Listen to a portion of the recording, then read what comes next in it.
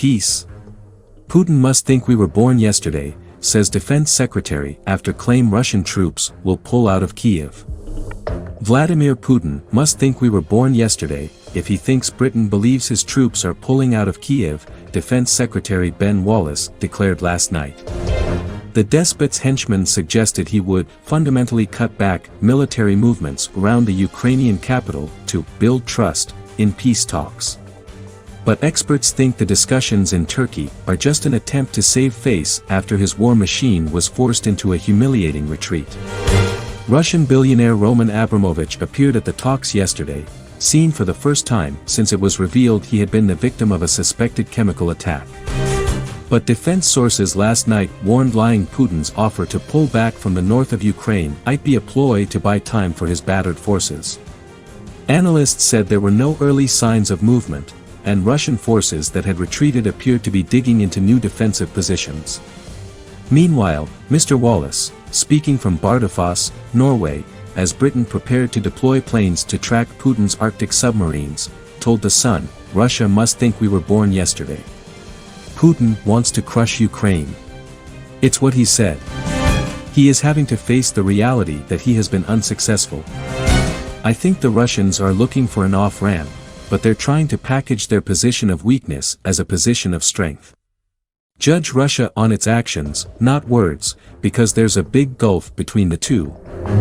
He confirmed that Britain has donated high-velocity missiles, which are now operational in the battlefield. And following the success of weapons such as the NLAW rocket on Russian armor, he hinted Britain may not look to buy more tanks as they have proved vulnerable. He added, there are lessons from this war, very big, different lessons about whether we've got our balance of investments in the right place. If you look at Russian armor, over 2,000 have been destroyed in Ukraine.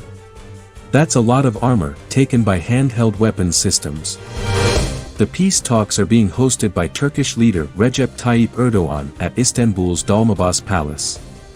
Chelsea owner Abramovich was seen grinning, but the billionaire, temporarily blinded and left with skin peeling from his face earlier this month, appeared red-eyed.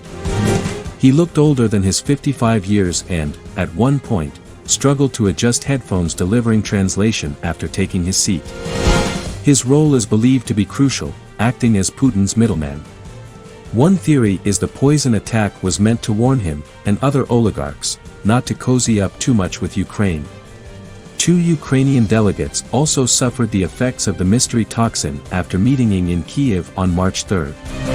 Christo Grozev, Russia investigator with investigative site Bellingcat, told Times Radio, the dosage was not high enough to kill any of the 3. The most likely target would have been Abramovich. He volunteered to play this role of an honest broker, but other oligarchs have declared certain independence from the Kremlin position and criticized the war. So it could well be a warning sign to them to not join the ranks of those who dissent, and to not be too much of an honest broker. Fears of further poisoning led Ukrainian officials at yesterday's talks to warn their delegates not to eat, drink or even touch anything. All were given bottled water in glasses covered by paper lids, and there were no handshakes before meetings began.